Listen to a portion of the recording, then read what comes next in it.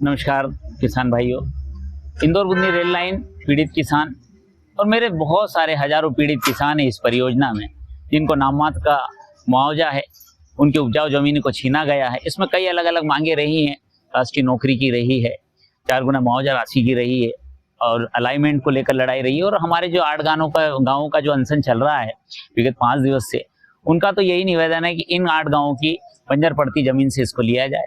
ये जो लड़ाई शुरू होती है 24 अगस्त 2023 में हमारा अवार्ड आता है। 22 नवंबर को हमें नोटिस प्राप्त होते हैं। 4 माह बाद जब तक तारीखें निकल गई, पैसों का यूज सरकार ने तब तक कर लिया और जब हमें मिला तो नाम मात्र का मुआवजा 4 लाख, 6 लाख, 8 लाख। इसी संबंध में लड़ाई चलती रही है।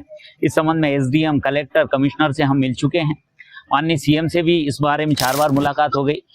थक हार कर हमने 14 फरवरी 2024 से धरना प्रदर्शन बिजवाड़ चौपाटी, तहसील कन्नौज, जिला देवास में प्रारंभ किया और 6 महीने लगातार चलने के बाद कहीं जनप्रतिनिधियों की एक आत्मा में ऐसा लगा, उनको दुख हुआ कि इनको ले जाना चाहिए। और माननीय कृषि मंत्री जी के नेतृत्व में, खंडवा सांसद ज्ञानेश्वर पाटिल जी के नेतृत्व में, हमारी माननीय क्षेत्रीय विधायक पंडित आशीष शर्मा के नेतृत्व में, हम माननीय रेल मंत्री जी से 31 जुलाई और 1 अगस्त 2024 में हमारी यात्रा थी। और इसी तारतम्य में हमें ये उम्मीद दिलाई गई कि अन्याय नहीं होगा, 4 गुना मुआवजा भी मिलेगा, अन्य हमारी अलाइनमेंट की लाइन को भी इसमें सुधार किया जाएगा।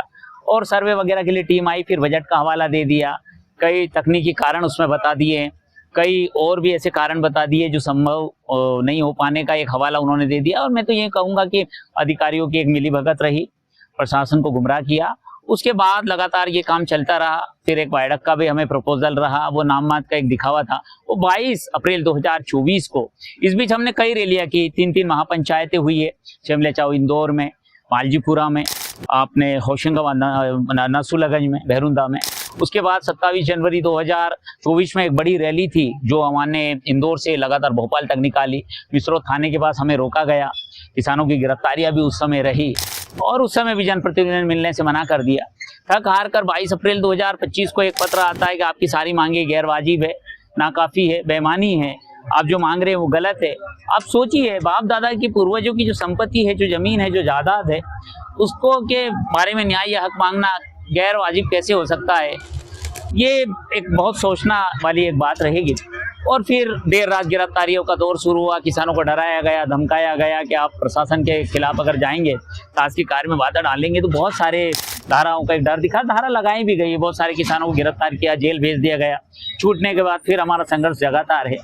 उसके बाद 28 मई 2025 को हम फिर रेल मंत्री जी से मिले। फिर उन्होंने दिशा निर्देश जारी किए, 3 तारीख को रोक लगाई। उसके बाद प्रशासन 4 जून 2025, 16 जून 2025 को गिरफ्तारी करता है, फिर दबाव बनाता है, फिर केंद्रीय मंत्री से मिलते, फिर रोक लगती है। मतलब ये एक चूहे बिल्ली वाला खेल चल रहा है। हम भाग रहे हैं, यहाँ जा रहे हैं, वहाँ जा रहे हैं, छुपा रहे हैं, अपनी पीड़ा सुना रहे हैं। लगातार 2 वर्षों की भागदौड़, आवेदन, निवेदन, ज्ञापन, मेल मुलाकात और अंतिम ये निर्णय लिया कि अब हम मरणासन पे बैठे हैं। अन्नदाताओं की कोई सुनने वाला नहीं है, भूख प्यास से तड़प कर मरना ही एक विकल्प है। हमने इच्छा मृत्यु के भी आवेदन राष्ट्रपति, राज्यपाल, मुख्यमंत्री, प्रधानमंत्री, रेल मंत्री, कृषि मंत्री सभी को दिए। उन्होंने सभी ने हमारी इस दरखास्त को नहीं सुना और अंततः फिर हमने अनशन का निर्णय लिया। गांधी जी का देश है और गांधी की नीतियों से हम चल रहे हैं, उनके नियमों का पालन करते हुए आज अनशन पे बैठे हैं। लगातार ये 5वां दिन है।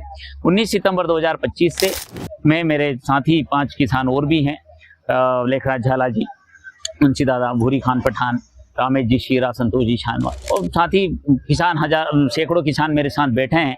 कई लोग आते हैं सपोर्ट के लिए और यही इसी तारतम्य में मेरी लड़ाई चल रही है। और मुख्य जो लड़ाई है ये है कि देश के प्रधानमंत्री अगर उस बात में बोलते हैं कि भूमि अधिग्रहण के लिए अगर पड़ती बंजर जमीन लेना है तो फिर उपजाऊ जमीन का अधिग्रहण क्यों? और जब देश टेक्नोलॉजी में आत्मनिर्भर हो गया है, विश्व गुरु बनने वाला है, विकसित भारत बनने वाला है, तो उपजाऊ जमीन ही क्यों? पड़ती बंजर जमीनों से कई वायडक के माध्यम से, टेक्नोलॉजी के माध्यम से, अंडरग्राउंड ट्रेनों के माध्यम से हम इसको बढ़ा सकते हैं। बस देश के सभी किसानों से मेरा निवेदन कि इस पीड़ा को समझे, भूमि अधिग्रहण के मामले में जागरूक बने और देश के जनप्रतिनिधि और प्रधान सेवक से मेरा ये निवेदन है कि किसानों की पीड़ा को देखते हुए भूमि अधिग्रहण में सुधार करें और इस पीड़ा से मुक्ति दिलाएं हमें। और यही निवेदन कि किसानों को न्याय मिले।